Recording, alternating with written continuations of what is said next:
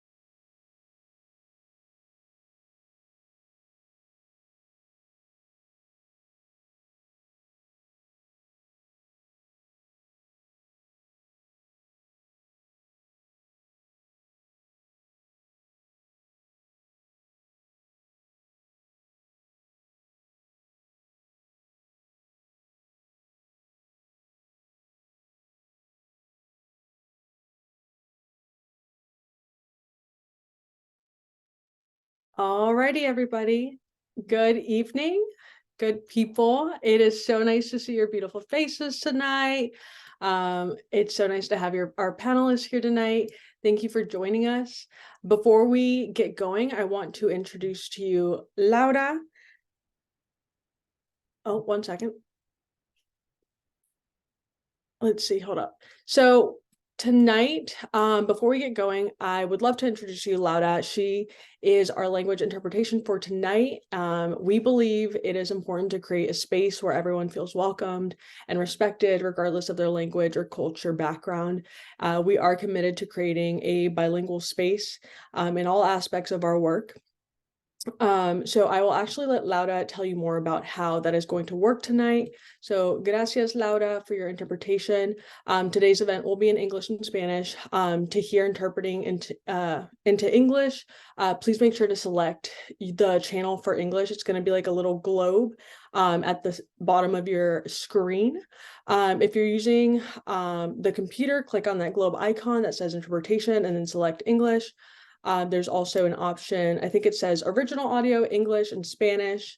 And if you're using Zoom app on your phone or tablet, click on the 3 dots, then language interpretation, then English, then done.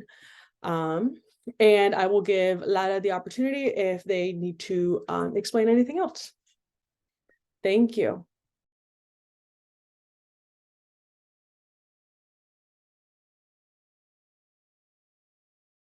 Alrighty, once again, thank you, Laura, for your interpretation, and we can go ahead and get started.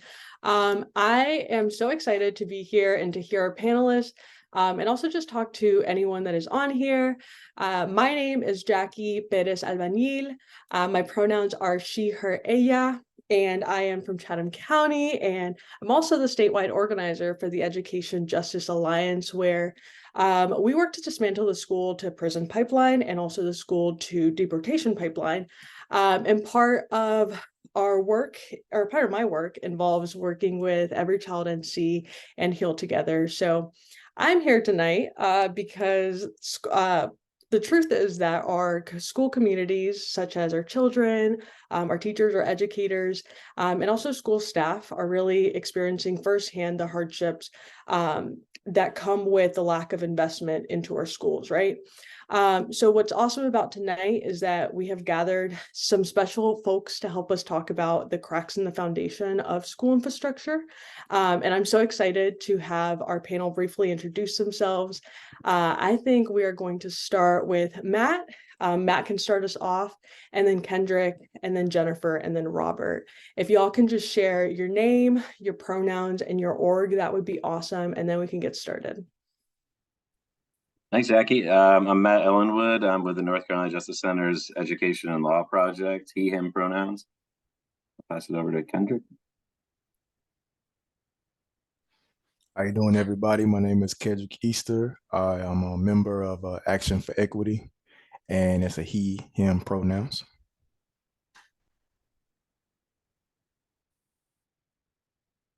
Was I up next? Yes. Okay. Good evening, everyone. I'm Jennifer De La Hara. I serve at large on the Charlotte-Mecklenburg Board of Education, first elected in 2019, and very thrilled to be with you all here. My name is Robert Alvis, he, him pronouns. I'm a teacher at Williams High School in Alamance County and president of the, excuse me, Alamance-Burlington Association of Educators. Thank y'all for introducing yourselves. As you just heard, we have a great panel here, and I'm excited to kick off the webinar. But first, we're going to have Matt help us understand a little bit about the issue we're facing by having him provide an overview. So let's give it up for Matt. Thank you, Matt.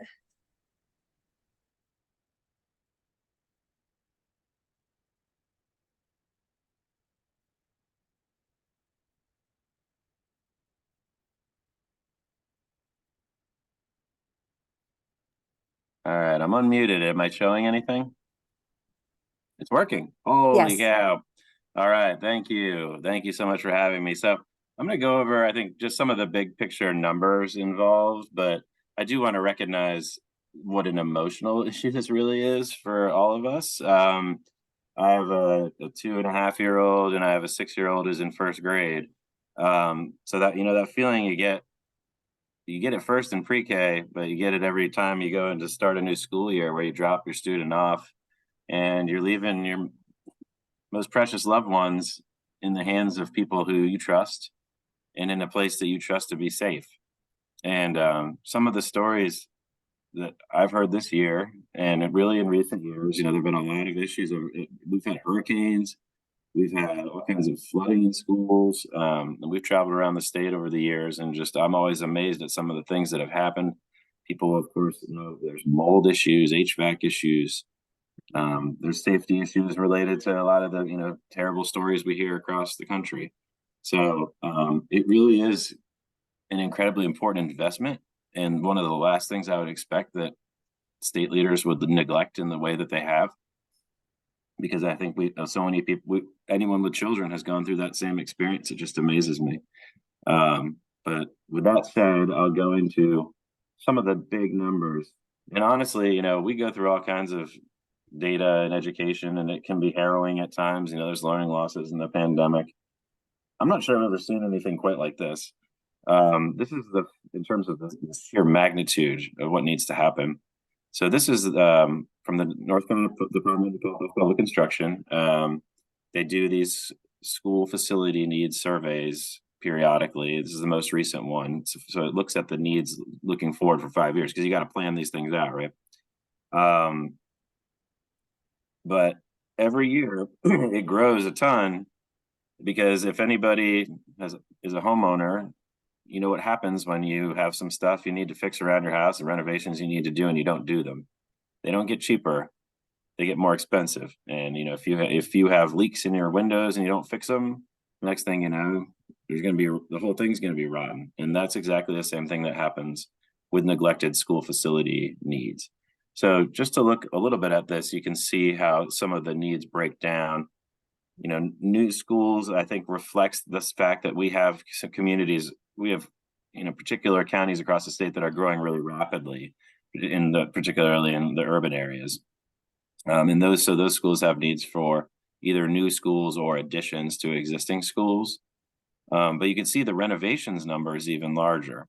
And that actually reflects the fact that we have a lot of older buildings across the state, and we have some rural areas that may be shrinking in population and don't need new schools, but have really significant neglected needs for renovations that have piled up over the years. So every time I've looked at this report, I'm always blown away, because it'll be some monstrous number. Like, but this is getting crazy. It was, I think the last one I saw was closer to 8 billion, and that was only maybe like 3 or 4 years ago, which I think shows that kind of spiraling cost that can occur, and some of the growth, but it's mainly really the spiraling cost due to the ongoing neglect. And so if we don't begin to address that problem, that will just continue to compound itself. Just to put it in perspective, the entire state budget for North Carolina this year was $30 billion. So, you know, but we're spending that on other stuff. You know, that's what's paying for all of our teachers and all of our educational needs, everything in higher ed, community college, transportation, healthcare. The list goes on and on. So it's very difficult to generate this amount of money with the current tax structures that we have, and those are set to actually decline over the years. They're looking to zero out the corporate income tax. We've already made massive changes. I've been doing this for 13 years. We've made incredible amounts of changes to the tax code that have overwhelmingly benefited the highest earners. It's reflecting a little bit too, because there's different sources of funding for all of these things, and some of them are from income taxes, or quite a few actually. And then we've been more reliant on that. So we've had a perpetual lack of state level support. We haven't done a statewide school bond since 1996, and that was 1.8 billion. I looked into the history of it. It's a little bit confusing, but because there's like so many different names over the years to these different types of bonds that we've done, and we've done them for community colleges and different types of education needs. But this is the longest we've gone without some form of education bond since they first started doing them back in the 60s. So in 2020, Governor Cooper's budget proposal included, they called it the Invest NC bond. You can see that's 3.9 billion, but it's spread out over a bunch of things. So, you know, even our allies are proposing bonds that are, you know, that's not much more than what it was in 1996. And I think we all know how inflation works pretty well by this point. But this was, I think, a pragmatic issue where it was the most you could get, and you didn't get it anyways. And then spreading it out amongst the UNC system and community colleges and things like that, that kind of created the base of, you know, expanded the base of people who would potentially support this. But of course, that was never acted on. There were some bills. We had some folks that sponsored bills that reflected this exact request, but that they just kind of got parked and never moved at all, not really ever discussed. And again, this was coming off the heels with all kinds of, you know, hurricane issues and school closures due to that, and schools that were closed for significant periods of time. So looking at a way forward, in November 22, there was a really, like, our constitutional litigation in North Carolina is referred to as Leandra. Many people will be familiar with that. We could get into how all this has gone. That would be a whole nother presentation that would take even longer than this, but In 2022, there was a really positive decision. It's called Leandro 4 that ordered the state to implement the comprehensive remedial plan that was developed in the case. Over the years, it has all kinds of elements around going from all the way early childhood to the transition to college and career. And that plan recognized that the school buildings are an important part of children's constitutional rights to a sound basic education, and that children can't learn if they're not in safe and secure learning environments. So the Leandro plan, this is actually kind of an unknown portion of the Leandro plan, even to people who are really familiar with it. It calls for a $2 billion school bond that's entirely devoted to K-12 school needs. And so that means that North Carolina, since that decision was made that it incorporates the entire comprehensive remedial plan as what's the constitutional responsibility, that means that in order to uphold the Constitution, we are obligated to allow voters the chance to approve a statewide school bond, which they overwhelmingly would. The polls are very clear. That's one reason why they won't put it on the ballot, is because it'd be so popular, and they don't want to drive out a bunch of people who like that kind of thing. So this ruling in its entirety was put on hold in February. There was an election very soon after the decision was issued. And now there's been all kinds of confusing legal, as Letha would say, shenanigans. And we're still in limbo on where this decision is sitting. So that's all I had. And I just am thankful to this group of people who are attending, and to have our panelists be able to put into more sort of personal terms what all this means in reality. So see if I can stop sharing. Thank you for that. Thank you, Matt. I feel like those numbers are just really powerful when we consider like what this issue really is. So I really appreciate you breaking that down for us. I guess next we can really hop into our panelist. We so appreciate you all being here, and we're so excited for you all to share your experiences and what you're seeing in your communities. And I guess we'll have Kedrick. Kedrick, did I get that right? Yeah. Kedrick, well, you can introduce yourself and just share why you're here. All right. My name is Kedrick Easter, and like I said, I am a member of Action for Equity. I've been a member since 2018, but my story from Ashley probably will date back into 2015, because I'm a native, grew up in Winston-Salem, North Carolina, and in nearby the neighborhood of Ashley. So there were always rumors back in 2015 of Ashley having mold. I remember stories of people saying that they were mold in the cafeteria. I've heard that there were teachers that would scrape mold off the walls.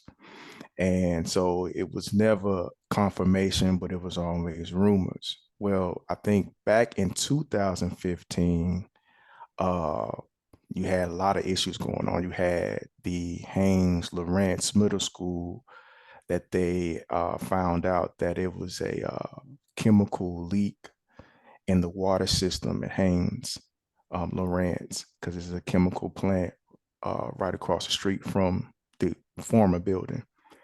And the school board had just immediately closed the school down and started to distribute some of the children in other schools and other middle schools.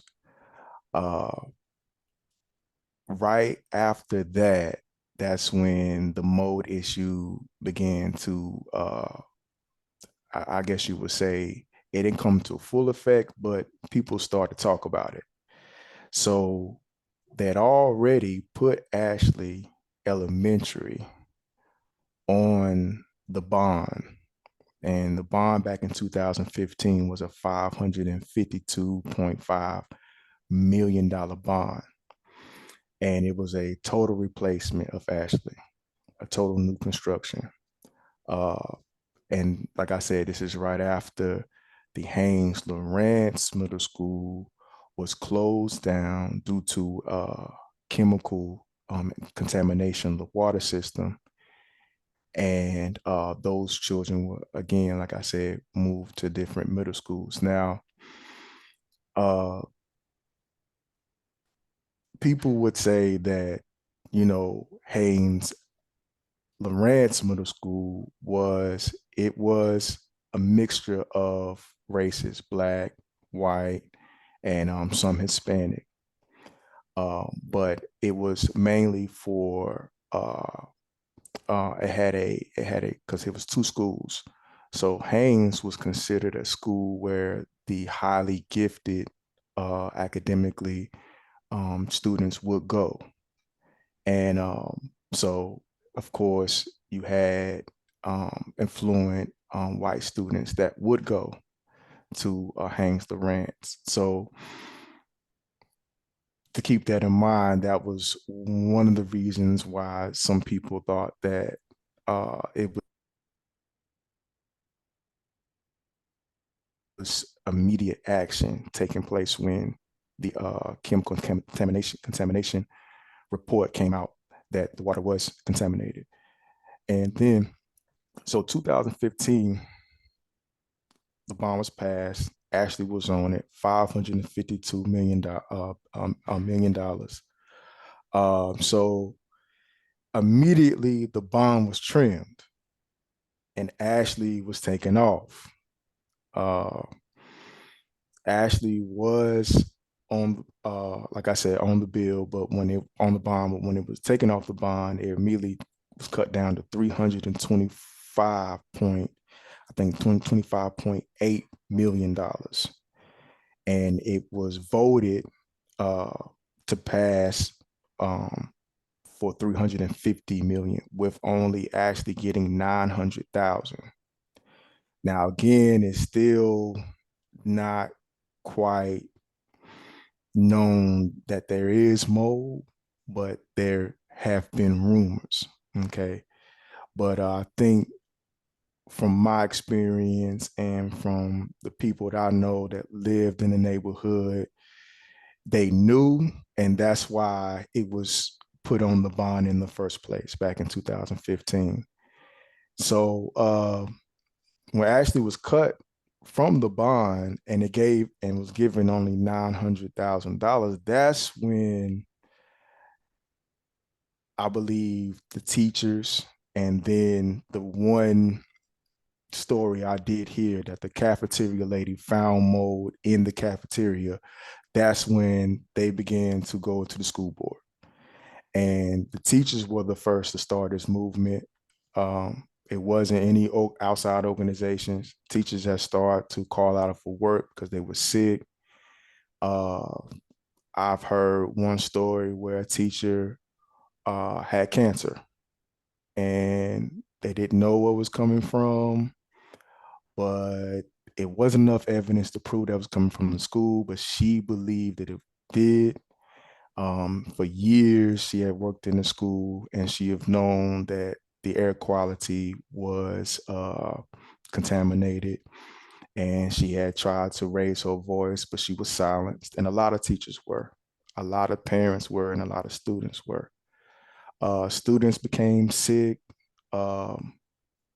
When it first got to me and I started to seek out, organizations that were taking action, it was a co-worker of mine that had a son that attended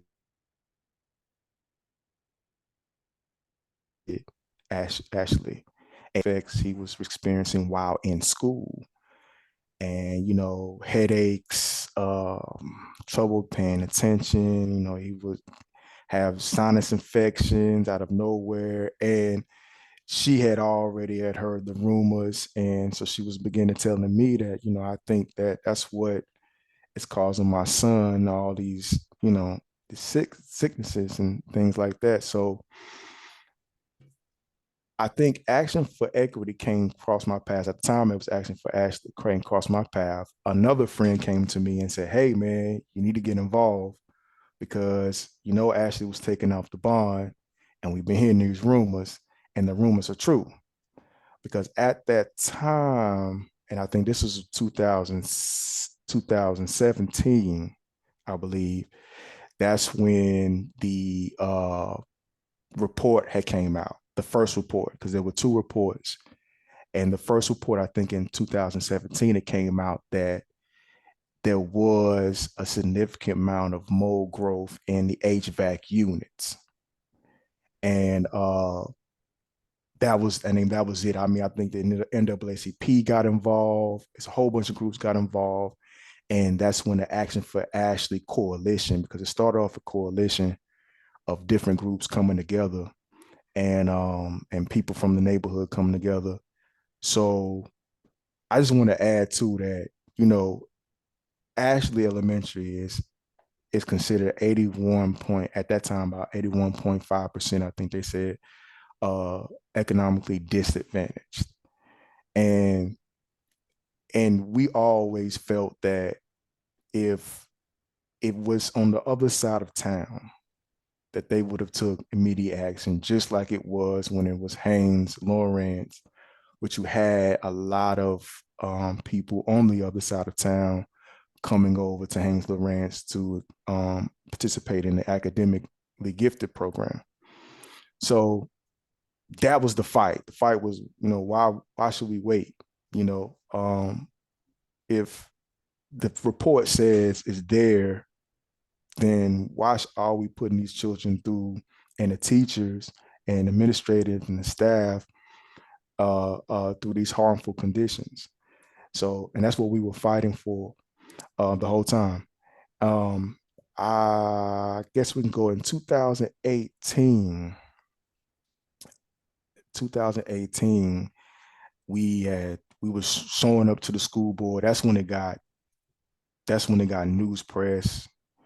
That's when, you know, the community was involved. We got parents involved, and we started to show up at the school board meetings. And the school board can only tell us that, you know, they didn't have any money at the time to replace the school. And also they were saying that it's just not enough evidence to prove that it was causing, you know, children to get sick and teachers to get sick. And this is after teachers had already have complained.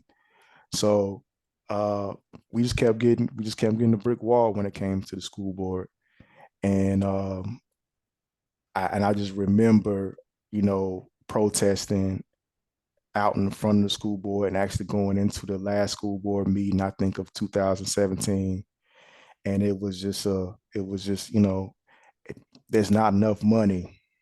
That's what we kept hearing. There's not enough money. And then the bond we passed is the last bond we're going to pass. And like I said, Ashley only got 900,000 of that.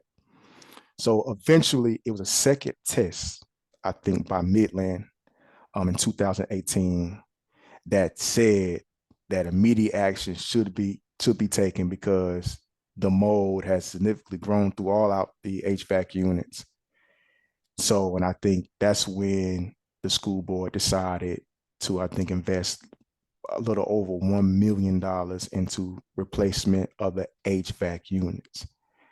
And that came out of some kind of emergency fund they had. But again, still, we go back. Ashley was promised a new school back in 2015. And now we hear 2018 and still fighting. And they said it was enough evidence to prove, but folks that out here on the street knew that it was enough evidence to prove that people were getting sick. And I think in 2018, it was me, a couple of my friends, man, we went in, and I think that was May 2018. We went in for Teachers Appreciation Day, and we brought, you know, sandwiches and chips and drinks for just for the teachers. And a teacher pulled us aside and told us off the record that what was going on in the school and that everything that we have heard was true. But they said that they wanted to keep it under the rug because their jobs were actually on the line. And she just wanted to really keep it secret. And the conversation that we had, very secret. So a lot of the stuff the details that she told me, I won't say here, but that was an eye opener for me, that it was it was obvious that that Ashley needed a new school. So yeah, and I just doubled down on, trying to help Kelly and Action for Equity it was Action for Ashley at the time, but Ashley for Ashley just to keep it moving, push it through. But again, it was a brick wall when it came to the school board. And as you know, when the school board switches, you know, what somebody may have tried to advocate it for on the school board, if they get voted out and somebody else in, then you have to explain the story again. And that's what we kind of experiencing now.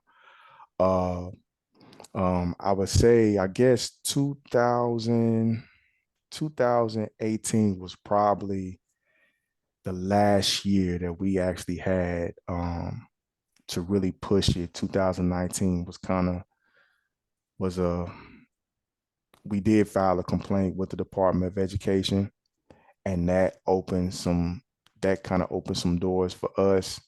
And I think we did that with the Southern Coalition for Justice here in North Carolina. That partnership was great. We actually did a press conference there, and that kind of gave it some, some notoriety. But other than that, we still at this brick wall.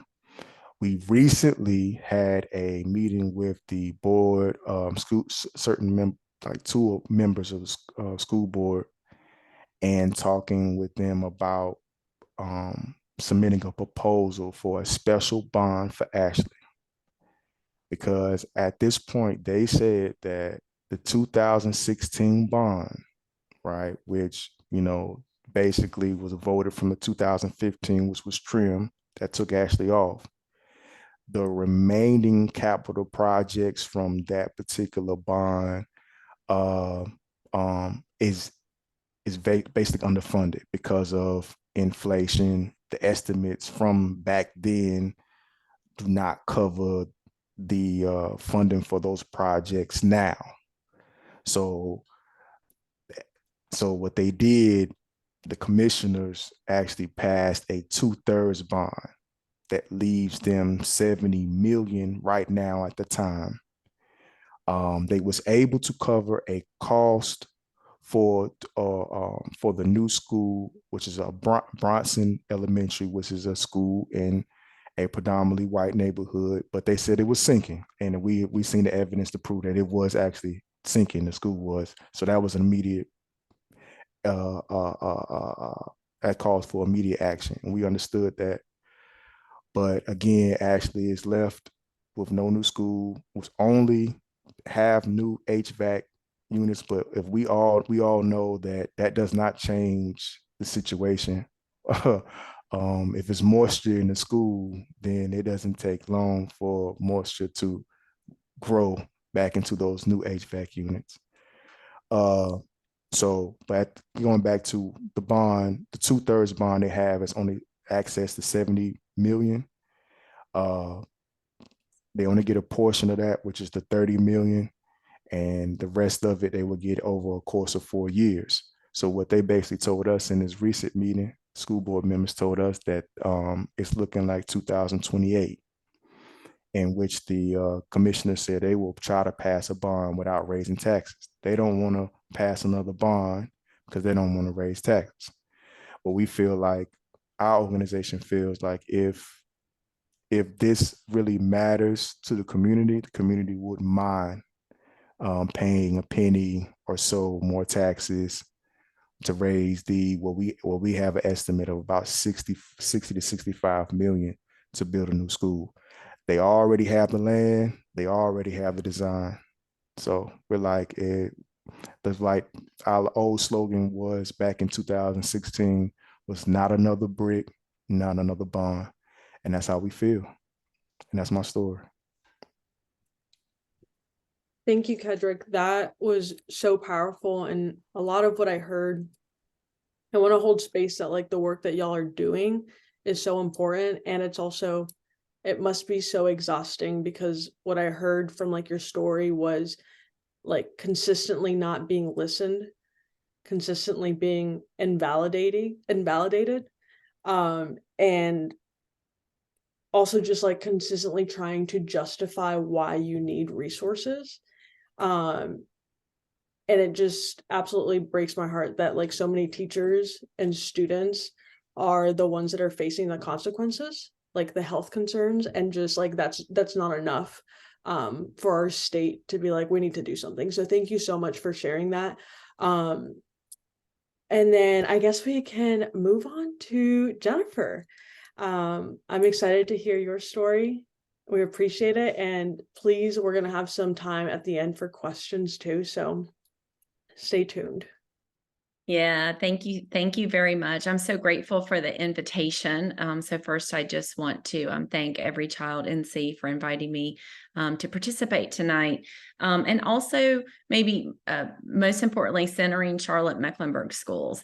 I say that for a couple of reasons. And I will tell you, I don't know if they're here, but I invited a couple of the local media to attend and listen, because I think sometimes when I look at the coverage, and I know this is a statewide event, but when I look at even the coverage in, say, the Raleigh, the RTP area versus on what's going on in Raleigh or what's going on with Leandro, it's just very different than the coverage that we even get here in Charlotte-Mecklenburg.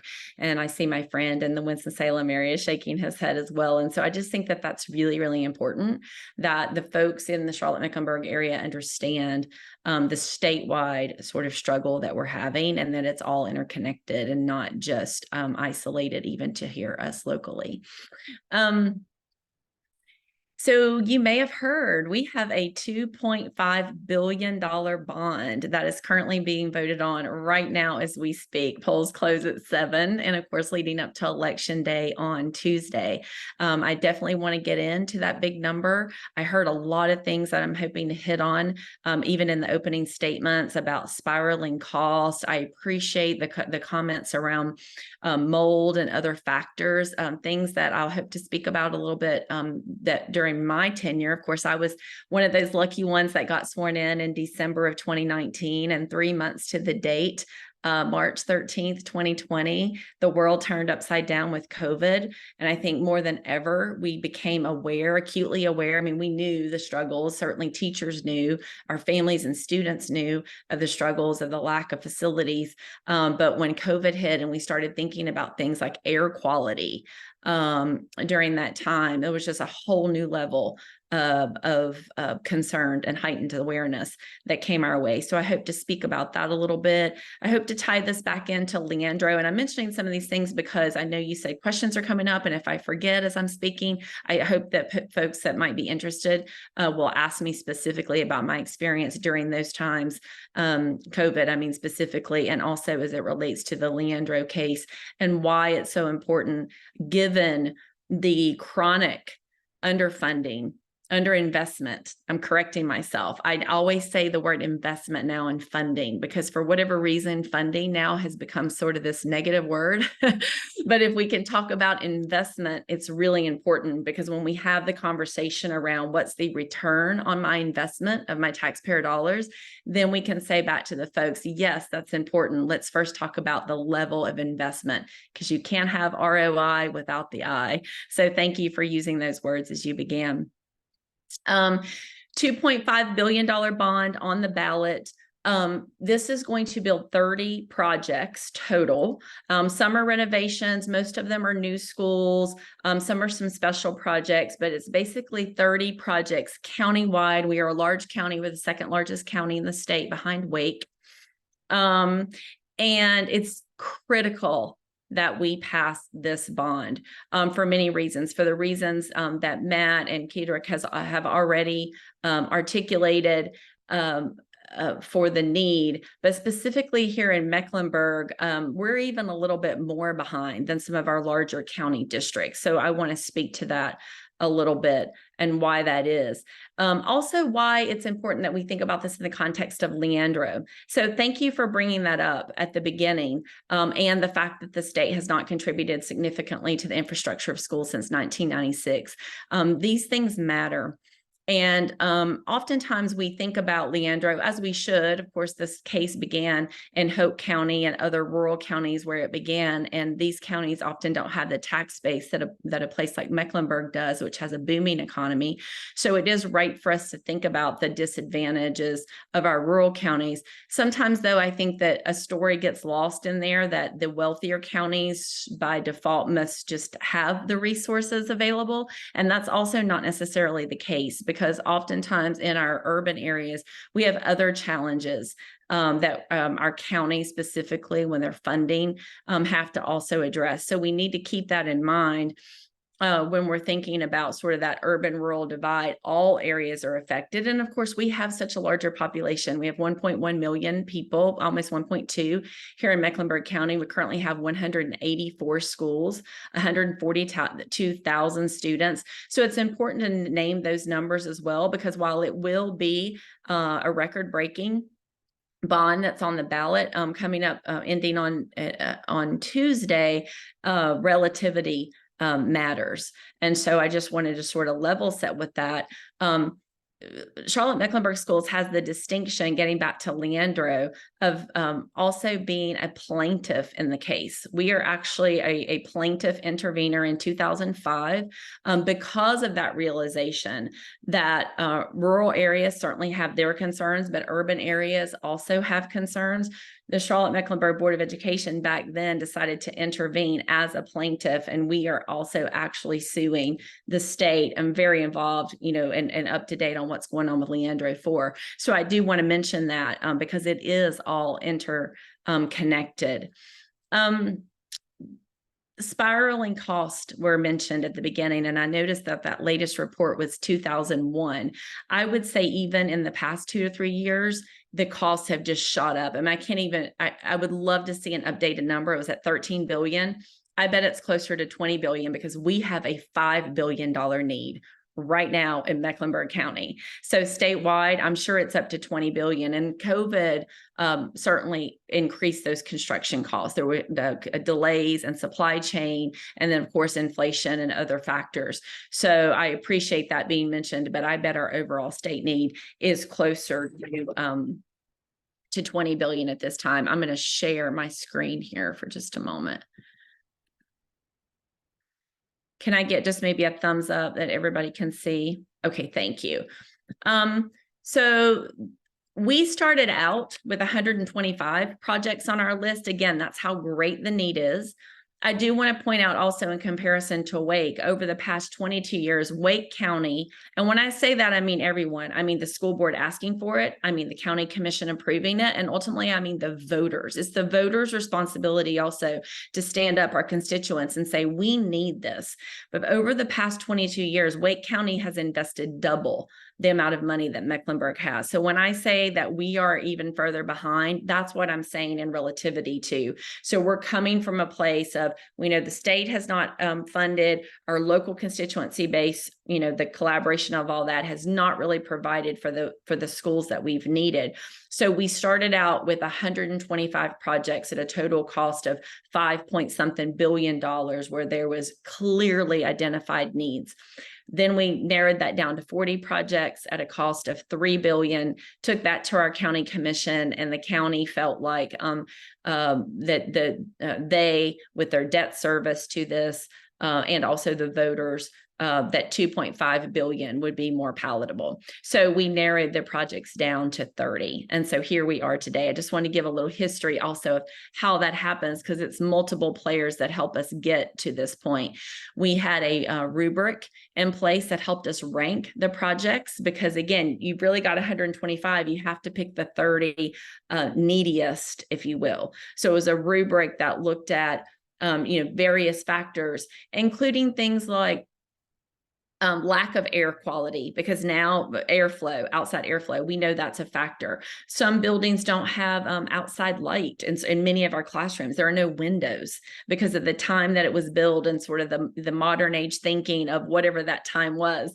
So it's just not conducive to great learning. We have certain buildings that have really loud fan coils air coils that you cannot hear in the classroom. So one of the messages we've been bringing home is we need buildings that are conducive to great learning, that our students and our teachers deserve, because certainly this is about student outcomes and students learning. But let's also not forget that we have a massive teacher shortage across the state. And so, you know, it's just one more thing when you're trying to attract teachers to come in and work in your system, and they're looking at a building that maybe have mice, or maybe has really loud or mold or, you know, extreme heat and extreme cold. These are real factors. And oftentimes, you know, we have schools that are so old that when we go to replace the parts, there are no parts anymore to replace them.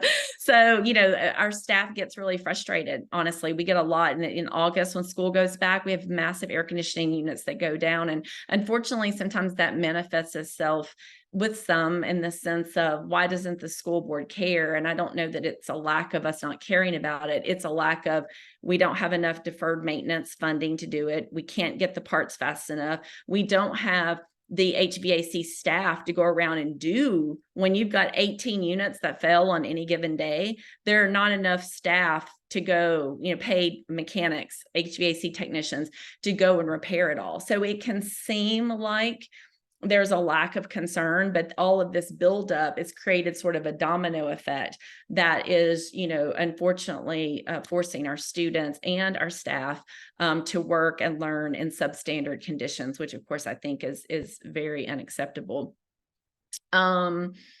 Let's see, I'm going to move this up just so you can see an idea. Now, I'm not going to go through all these because I know most of you aren't from this area, but I just want you to understand the costs. So South Mecklenburg High School, notice this says final phases of work. Everyone sees that?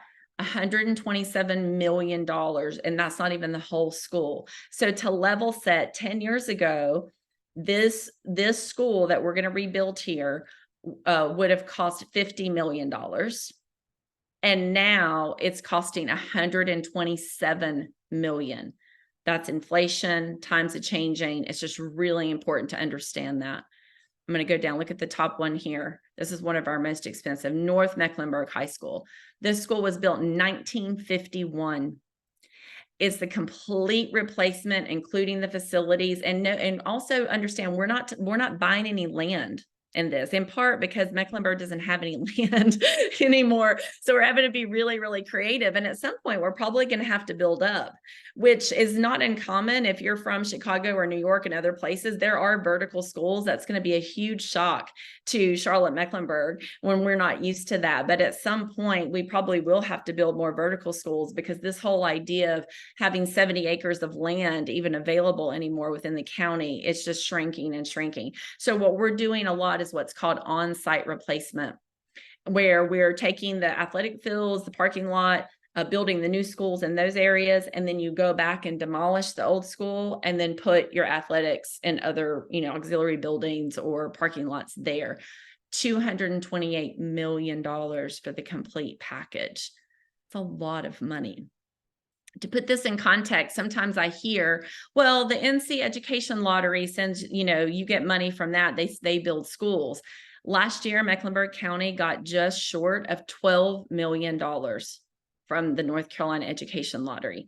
That is less than 1/4 of one elementary school at a cost of $50 million. So put 12 million against 228. So I just think that's really important, because that's very unfortunate that I call it a myth, sort of exists out there, that education lottery is building schools, because they're just not. Now they may be contributing, and I can be grateful at the same time that the county got 12 million, but the county uses that money to just pass through to pay off debt. At the end of the day, we are not building schools counting on NC Education Lottery money when we're talking about $2.5 billion. So that is the list of, you know, how that came to be. And I just wanted you to kind of get an idea. Our replacement schools are countywide, and many of them are replacement. So I want to talk about that for a second, because yes, we are accommodating for growth. And sometimes that shows up in the sense of an older school has 39 classrooms. We're going to tear that down, build a new school and build it with 45. We have new standards of what our schools look like. So we are accommodating for growth. But a lot of what is on this bond is replacing decrepit buildings. There's just no other way to say it. And in fact, and you get a moment, I'll drop this in the chat at a later time. Go and watch this interview that one of our county commissioners and I did with a local reporter that really digs in. We go to Matthews Elementary and we go to North Meck High, and we look at sandbags that are being placed outside of the library because every time it rains, the water just, floods it out, and we had to replace the carpet and put, tile down. We looked at open facilities. So a lot of our older facilities have 32 buildings on the campus with the awnings. I know we've all seen those. Those are not the safest facilities. And of course, we know that safety is a big priority. So one of the advantages that our new school buildings bring are architectural features that just naturally safety, mass shootings is what I'm talking about, or disgruntled parents, coming through and that sort of thing, where there's a double vestibule where you have to be buzzed in, you state your business, if you need to come in the office, if you need to just wait and have your child come out. It's just a double sort of security vestibule that it's unfortunate that that's the times that we live in. But those are the times that we live in. A different security feature that was prominent back in the 50s was the bomb shelter. And believe it or not, we have a couple schools that are built on bomb shelters. That's how old they are. One of our schools, Coolwood Elementary, is over by Lake Wiley. And because of the time that it was built and lack of access to water and sewer, it's on well water and a septic system. And the last time one of my fellow school board members was over there, which was just 2 weeks ago, she said it smells. It's just not an ideal work or learning facility. So a lot of what we're doing, in addition to accommodating for growth, is really replacing a lot of old decrepit buildings. So I'm very proud that this bond is on the ballot. I think the number is a little bit shocking, but as I said before, a high school that cost $50 million 10 years ago now cost 140, 150 million. So that is the reason that it is so large, is because of the inflationary matters. And so we've just been out as school board members, as community leaders who are supportive of the bond, just making sure that folks have the real understanding of what that's going to look like. And also there will be a small tax increase that's associated with it. And we made sure to get all of that information in people's hands so that they understand what that impact will be, and really making the case for why this is an equity investment in Mecklenburg County. And I want to explain that very quickly. Our county is very, very wealthy. We have a lot of high wealth and we have a lot of poverty. Our Charlotte-Mecklenburg Schools proudly serves 65% of our students are economically disadvantaged. 75% of our students are Black and brown. Not that those are always correlate, but I just want to point that out. 65% again of our students are economically disadvantaged. 65% of our residents are not. As many in our school, in our county, choose, private and other options, which they're happy to do, our school system serves these students. And I say that proudly, but also to make a point that we're not building schools for wealthy people in general. And so the way I frame this is this is an equity investment by default. Any investment in Charlotte-Mecklenburg schools is going to help these children who are mostly economically disadvantaged and are probably children of color. And so that makes me very proud that we can, say this is an equity investment. Even, I talk to people whose kids do go to private school, or, older people that don't have kids at all. And I'm like, this is why you can feel confident that this is the right sort of investment, is because it is an equity investment, specifically targeting really our youth, but also our future workforce and our future community leaders. And we're having an opportunity with this vote on November 7th to say yes to a stronger Mecklenburg County. I also want to just mention that when we talk about the advocacy piece, it's certainly my job as a school board member to do that out in the community. When we think about how we pull people into it, let's do level set on what Raleigh has done or hasn't done over the past few years, what the impact is, and dig deep on our counties and the pressure that puts to provide for those services. And I heard, even as Mr. Easter was speaking, a lot of advocacy that was directed to the school board to do this and to do that. And certainly that is a frontline place to go and visit. To speak those concerns, knowing that this is the stressors that are put on because of the lack of investment coming out of Raleigh, and then the underinvestment oftentimes that counties can't provide because they're rural and don't have a tax base, or don't provide because for whatever reason Mecklenburg has not kept up to say what a Wake has been able to do. I want to make sure that advocacy, the point where we express those concerns is all the right points, because sometimes it's not at the school board.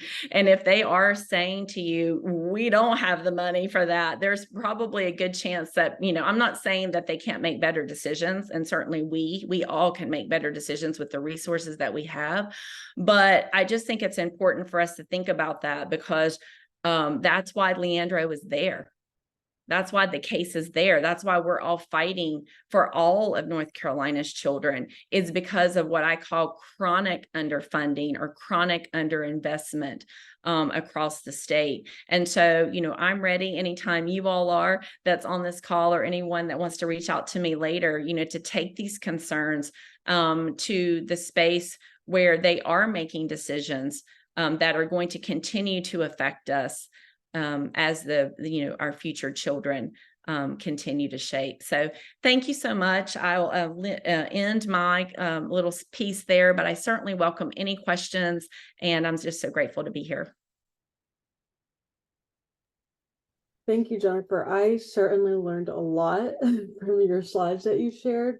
I was taking notes as you were talking, but what I took from that was a lot of, it was complex. Like those slides that you were sharing, I appreciate that you highlighted the complexity of this whole process. I also appreciate you highlighting the history of where we've built schools and how that subjects the children in our schools, our school communities, to trauma, and how that can affect them also. I also caught the piece of we can't afford to wait, because if we are only focusing on doing a little change, or just fixing a little quick, what we can afford because we don't have more money, as they say, it's going to get more expensive, and there's going to be more need. So I really appreciate you bringing those pieces in. And I have questions for you when we get to the Q&A. So we can go on to Robert. Robert, we're excited to hear your experiences. Yeah, thank you. So I'm really glad to hear from Kedrick and Jennifer in advance. Kedrick, I can definitely resonate with your experience with mold in the schools, and Jennifer as well. I appreciate your emphasis on the state government's responsibility in this situation. So for those of you who haven't heard, or for some context, in Alamance County, our schools were delayed for 2 weeks this year because of mold in our schools. It made some pretty big headlines. In my own personal experience at Williams High School, I remember that as we were preparing to go back for teacher work days, we received an email that mold was discovered at one school, Andrews Elementary. And I read that email and was like, that's really unfortunate for that school, but I'm glad that they're handling it. And then I went into school on Friday for a teacher work day that following Monday, and then received an email that evening that our school was being inspected for mold. And I didn't return to school for 2 weeks until the day that students came back, the very same day when we operated on a 3-hour delay. So I had 3 hours to prepare my classroom and to recover from mold remediation before students arrived in the building. And that was certainly a unique start to the school year. In that intervening time, over the course of the 2 weeks, I'll say that within Alamance, I'm very proud of the collaboration between our school board and the county commissioners. Historically, there's been a relatively antagonistic relationship, I think, between the school board continually asking for more money and the superintendent as well, and the county commissioners being reluctant to raise taxes, and not a lot of collaboration between them. But I'll say that over the past few years, during my time teaching, and also especially during this mold crisis, they've done well navigating that and building a more collaborative relationship overall, in the sense that as more and more cases were identified of mold being discovered at more and more schools, such as mine, the county commission was willing to find the funding necessary to make sure that we were able to test every school site and to get the mold remediated in a situation where students were eventually able to return to school whenever the mold was addressed, eventually on September 11th. And so a couple of takeaways from that, I think. One, I think one of the biggest things that came to the fore was this idea about who's responsible, right? How did we wind up in this situation where school gets delayed for 2 weeks, because of mold in the school building? And I think there's a lot of, things that we could say that play into that. One thing that came up in Alamance was a lot of blaming on the school system, right? Saying that the school system had known about this problem and hadn't adequately addressed it and allowed it to become this bad in such a way that became really awful. And one particular issue that came up was a decision that our school board made in 2021, where they used some funds from the ESSER funds from the federal government to offer bonuses to teachers, which were originally scheduled for HVAC repairs. And there was some finger pointing saying, well, if only the school board had spent this money on HVAC repairs instead of bonuses for teachers, then we wouldn't be in this situation, right? And there was also some finger pointing in the other direction at the county commission saying, well, if only the county commission had raised taxes enough or provided more money to the school system when they asked for it, then these problems would have been addressed, right? But for me, the blame doesn't necessarily reside with either of those groups solely, right? I mean, I think, Jennifer, you brought up this point. Yes, it's possible that the school board could have spent money more wisely. Yes, it's possible that the county commission could have offered more funds to the school system. But to me, as a teacher looking at this situation, and especially longitudinally over the past few decades, really the responsibility lies with the state government.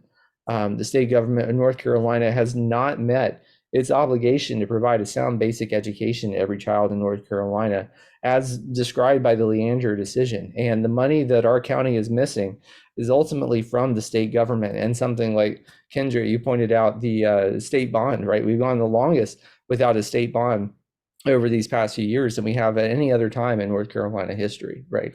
That's where the real source of this problem lies and how it got to be this bad. And so to me, it's very much a shell game, right? Where folks can, blame one side or the other. But I think the real genius of those who want to dismantle and undermine the public education system in North Carolina is that they're able to defer their responsibility onto these local organizations and pass the buck on to someone else and avoid taking responsibility for what is ultimately the General Assembly and the legislature of North Carolina's responsibility. So that was one thing that came to my mind, but also just thinking about the kind of harm that results from this neglect, right? I mean, we can think about the health harm that's been accumulating as a result of this mold in our school buildings, right? For teachers, for the children that are in these buildings. Kedra, you mentioned the teacher who says that they have experienced cancer, and it's possible that it was due to mold. Both allergenic and toxigenic mold was found in our school buildings in Alamance. And those things are difficult to prove, except it certainly is a contributing factor, right? We can say that at the very least, it's possible that it contributed to that. So there's these health effects, the effects of the learning loss, right, and the stress and the uncertainty that comes of it, but also the conflict and the tension that results as well, which results in more problems for our school system too. So these problems reverberate and continue long on past the time that the mold has been addressed, right? And even after the mold is remediated, we still have these lingering problems that result. And it's not a quick or an easy fix as a result of that. So I think that just helps highlight or points out the urgency of this problem, right? Jennifer, you mentioned that we can't afford to wait, right? Every day that we wait costs us more, not just in terms of money, but in terms of the lives of teachers and students and the kinds of experiences that they have and how the quality of their education, right, which is incredibly integral to their success and the quality of life that they have in the future. So, here at Alamance, we've been intimately affected by that. And overall, I'm optimistic for the future. Our commissioners and our school board exhibited, in my opinion, unprecedented collaboration on their part. And a lot of the commissioners expressed an intent to help keep something like this from happening again. So ensuring that we have inspection of buildings on a regular basis, ensuring that we don't defer maintenance, that we address problems like roof leaks and HVAC systems. Even right now, just today in my classroom, right outside, there were folks on ladders installing new HVAC systems in our building. They've been putting up central heating and air, which, believe it or not, our school system, or our school specifically, Williams High School, hasn't had because it was built in the 1940s and 50s. So we're now getting that, which I think will help mitigate these problems in the future. But again, the responsibility lies with the state government to provide that constitutional obligation to a sound quality education to every student. And I think that over the past, I would say, 15 years or so, at least since 2008, the state government in North Carolina hasn't met that obligation, as stated in the Leandro decision. And something like a school construction bond, a school reconstruction bond, and addition bond, right? Not just building new schools, but renovating the ones that we have and addressing the needs of the schools that we currently have is incredibly urgent and necessary in this moment. So thank you. I'm very glad to be here tonight. Thank you, Robert. That was all just so well said. I really appreciate all your comments. Something that it was hold up, let me just read my notes because it was good and I wrote it down. It was just putting it on the state, because you're absolutely 100% right. It is our constitutional right to have a sound education, and it is their constitutional obligation, and framing it to be the responsibility of local communities when the action is really needed from the General Assembly. So thank you so much, because we need that action now. For Leandro, we needed that action 30 years ago, and they're late and they owe us money. So thank you. You inspired me. Anyway, so we're gonna move on. We have about 20 minutes, so I want to give you all on here the opportunity to ask our panelists questions, because we are having juicy conversations today, and I know I have questions, so I welcome your questions in the chat. I think Sarah is going to help us here manage that. So please, questions in the chat. We're going to try and read them out. Let me see if I see any. If not, for right now, I can go ahead and kind of put one out there. I was just wondering from our panelists, what are some local advocate solutions that you would like to lift up based on each of your experiences wherever you are?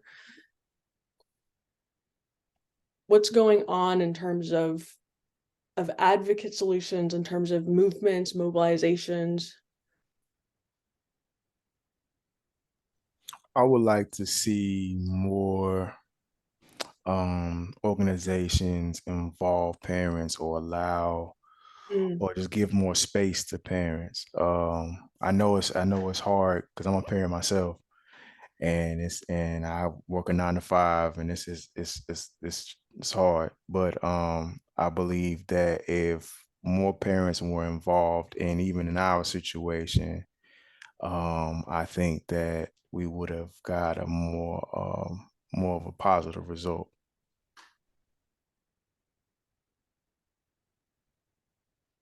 And can I ask Cedric I'm sorry, really quickly. Go ahead. I was wondering, what did you hear from your community when Ashley got a much more reduced amount of the bond? Was there, because you're saying, you wish that there were more parents involved. Did you hear a lot from the parents or even the students? I know you were hearing a lot from the teachers. To be honest with you, there were parents that just said that they would take their children out to school. A lot of them did not want to get involved because they felt that it was something that they could not could not fight, you know. And that's why I feel like, you know, organizations like ours at the time, we were small, we were just beginning. But if we would have allowed or had that space to allow more parents to get involved and to educate more parents and make them more aware, I think that it would have been more of a positive result at that time. Mhm. Yeah. Yeah. Well, I thank you for sharing that context. I really appreciate it. Jennifer, I'm sorry I cut you off. No, not at all. And I have to apologize. My screen is frozen. So my PowerPoint is on top of the Zoom. So I can't see body language, just so you know. So if I miss a social cue, forgive me. No But I'm worries. glad to know that you can see and hear me. I can Yes. hear you fine. I'd like to see um voter and constituent engagement like at a deeper level. North Carolina government structure is not like other states. We have, a lot of folks that move here from the Northeast or the Midwest or wherever, and things just function differently. So, and it's not just them. I mean, there's just low voter information about how things actually work. And so one of the things that, I've seen happening locally with organizations like Public School Strong or certainly the work that I and my colleagues on the school board do, to get the right information into right hands. So that folks, have a deeper understanding of how it all works, because sometimes they only show up. And I understand this. I'm not blaming them for knowing. It's our responsibility to get that information in folks' hands. But, if they only show up when their HVAC system goes out and they're not understanding the bigger picture, then we just have a disconnect in information. And sometimes by the time they get to us, they're angry. And maybe rightfully so, but I'd like for us to somehow come together and have a groundswell of support around education, including how all the government layers that we've identified tonight work, so that we can all be on the same page. And I know it was mentioned earlier that there was, finger pointing, and that certainly happens here between government bodies. That certainly in Alamance, that certainly happens here as well. And it's sort of easy to just do that. Oh, well, the so-and-so doesn't care, or it must be so-and-so. That's not helpful for us as a community. And so somehow we have to come together and decide that we want to collaborate and fight for the same things together. And that also includes big counties like Mecklenburg and, small counties on the eastern or western or wherever side of the state. So I would like to see that happen on the advocacy front. Thank you, Jennifer. I appreciate that. I appreciate that call to action too. And Robert? yeah, for my part, I'll say that our local organization, the Alamance Burlington Association of Educators, we're engaging in a listening campaign where we're talking to educators from across the district about what their priorities are and their experiences with facilities in the district. And our goal is to hear from as many folks as possible so that this winter we can present what we hear to the school board members and the county commissioners to hold them accountable for the promises that they made in these discussions in August and September, saying that they would take care of our schools and ensure that something like this didn't happen again, that they would address, deferred maintenance and ensure that mold is prevented in our schools from reoccurring. So we're currently engaging in that work.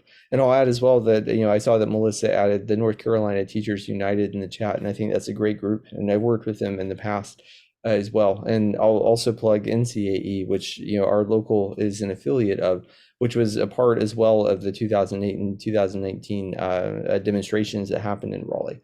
So we're currently building a union of educators which advocate not only for our own working conditions, but those of the children who live and learn in our schools. And we engage in political action in Raleigh, advocating with our legislators, also working with the governor and things like DPI to ensure that sound decisions are made about public education. So I just encourage any of you can join as community allies, but especially if you're someone employed in public education, you can join us in NCAE and your local affiliate like the one that we have in Alamance to engage in that work. Thank you, Robert. I really appreciate that. Let's see, we have some questions in the chat. It was going off. Let's see. Someone, let's see. There are questions. I think this is for Kedrick, I believe. It said, who conducted the research, the cost, and the time frame? Is that for Kedrick or is it for Jennifer?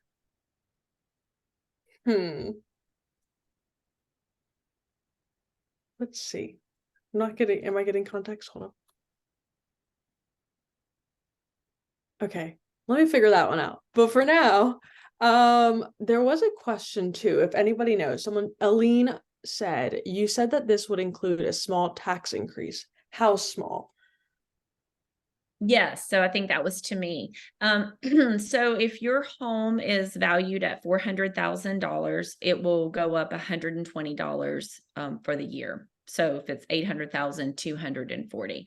And I don't want to discount that might be burdensome for some of our community's most vulnerable residents. It's one of the reasons why at our March 4th joint county commission meeting that we had, I raised that first as an equity concern that I also share, and suggested that we ask that the county commission, invest more in what we call here locally our HOMES program, which is a tax relief program that folks can apply for. And then they do marketing out to the community to get those resources into the hands of the most vulnerable. So I certainly don't want to discount that extra $120 can be hard for certain members in our community, but I feel like we have to work hard also to do both things. And that's why I framed it as an equity investment for our community, because we're helping children who need it the most, because it's low income children that are attending our schools.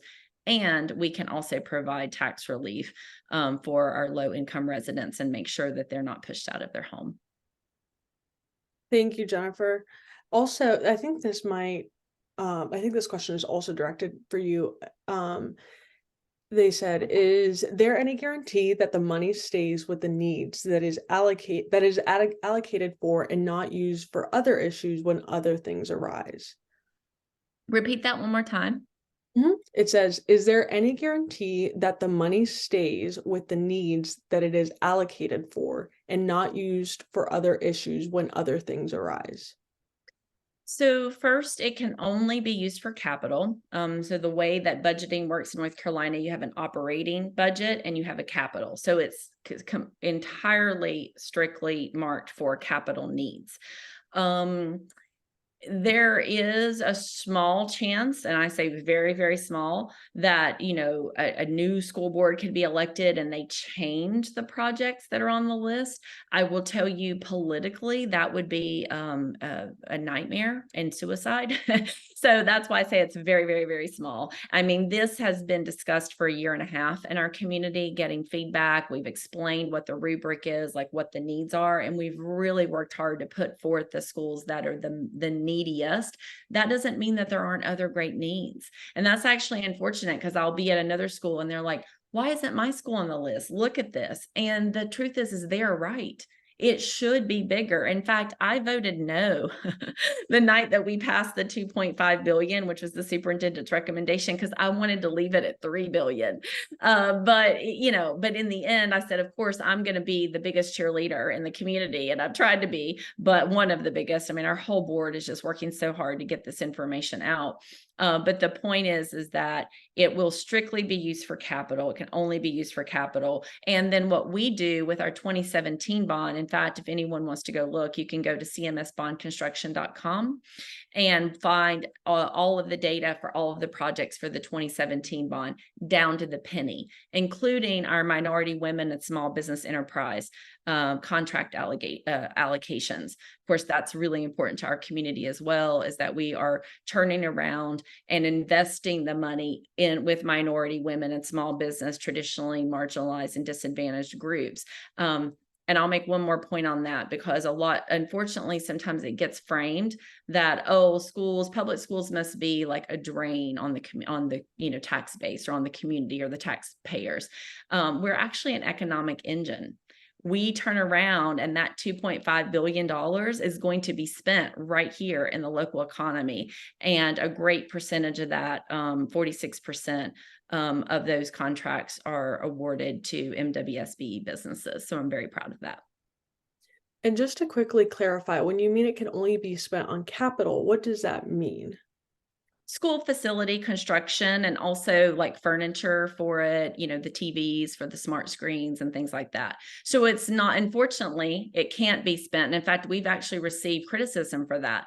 Folks who say, well, you need to go and increase teacher pay. That's what you need to focus on. And, you know, multiple things can be true. Yes, we need to increase teacher pay. That's an operational budget and something that the state legislature decides and our county helps supplement. But this capital budget is specifically for school infrastructure, for school buildings, and all the bells and whistles that go into, you know, the camera system, security system, those sort of things. It's highly restricted. It can only be used for those things. Okay, thank you. I'm learning so much. Another question just popped up really quick. I think this will be the last one before we close off here, but they said, will this include charter schools? Our bond, you're talking to me in Charlotte? I believe so. Yes. So no, it will not. This will specifically be for Charlotte Mecklenburg School, the traditional public school system. However, it is worthy to note that with the passage of House Bill 219 this year that became state law, moving forward, not in relation to this particular bond that's going on the ballot, but individual charter schools will now have the opportunity to approach their county commission and ask for capital funding, which previously that option did not exist. They had to find other routes, find it themselves, or there were some federal grants that were allocated to charter schools for capital. But the passage of this new bill that's now become law will change that dynamic. So it will be interesting to see how county commissions across the state respond to that, particularly as we see more and more charter schools who are, whose license charters are being revoked. They'll have to take a close look before, I hope, the county commissions will, before they'll make that decision moving forward. Thank you, Jennifer. I appreciate all this information. I'm sure our chat does too. Well, okay. I mean, this has been such a neat time spent with y'all, and I'm so appreciative for your time today and helping us navigate these issues as y'all are seeing it in your own communities. My ask for you as we close off is for each of you to share with you a very brief call to action. Some of you already have, you can restate that or just something else. For example, my call to action for you all is to join the efforts of Every Child NC. Right now, we're gearing up to organize kind of like an advocate response for the Leandra rehearing. And we have various ways for you to tap into our movement, and we'd love to see you there. So please go support the work that Every Child NC is doing, and then also the work that our panelists are doing, because they are doing the hard work out in their communities. So yes, what is your call to action to our panelists?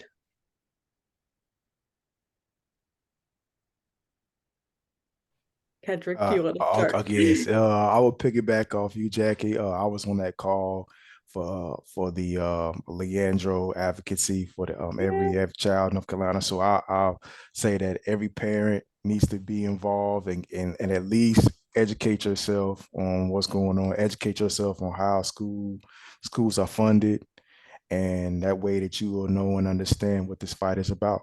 Yeah. Yes. Thank you. And Sarah has put a link out there in the chat for y'all to check out. Jennifer, would you like to go? Well, you commented earlier that I sort of gave a call to action, I guess, in my previous comments. So I will just say a ditto to the previous comments of us all coming together, less finger pointing, more solution oriented, come to the table with ideas, and let's advocate and collaborate statewide. Thank you. Robert, take it away. Yeah, I just want to thank everyone who's on the call tonight, and also those who are watching the recording as well.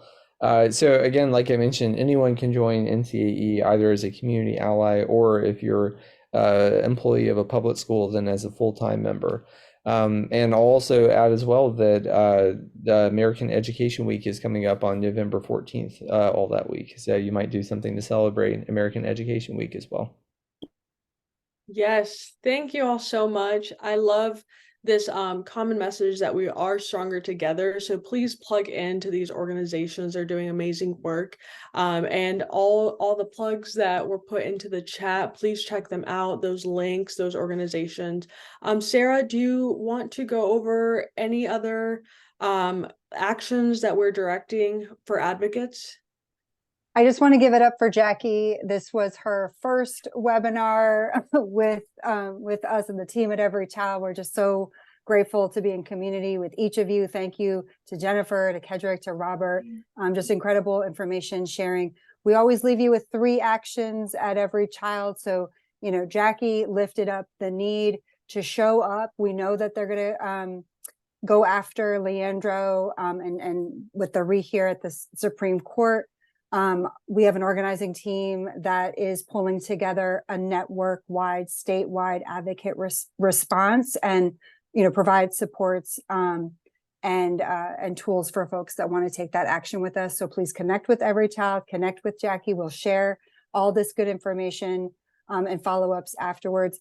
A key contribution that we make in this movement is information. So we will also be sharing the local Leandro Impact one-pager. We have these now for countless school districts. Our goal is to have them for all 115 school districts in the state. If you go to our website and you don't see your district, just email us and we'll get it to you both in English and Spanish. But as a follow-up email, we'll share the impact for the 3 counties that we heard from tonight. We are going to be pushing on a statewide school bond the next session. We know exactly who we're working with at that legislature. We know that the court has been weaponized against us. We know that we have a long fight ahead of us. We will be pushing on that, and we'll have information for advocates for how to support it. Part of that push is helping to tell your story. We know that these issues are not unique to Forsyth County, Alamance, Charlotte Meck. Like, these are hardships. These are harm. This is harm that is being played out in all of our school communities because of that deliberate under investment and the policy choices that this legislature is making. So look for the school bond action, look for ways that you can share your story with Every Child NC. And then, as Jackie said, we need to show up when they do rehear Leandro at some point next year. So connect with us, and we just appreciate all the good advocacy and the conversation here tonight. Go ahead, Jackie. Oh, I was just gonna say, yeah, thank you so much for being here. It's so important. Like, we've all been saying, we can do this together, not alone. So you showing up tonight, we so very much appreciate it, because I know y'all work. And for that reason, we are going to respect your time. It is 7:30. Thank you for being here. I hope you have a great night, and stay connected with us, please. Bye, y'all. Good night. Thank you for being here.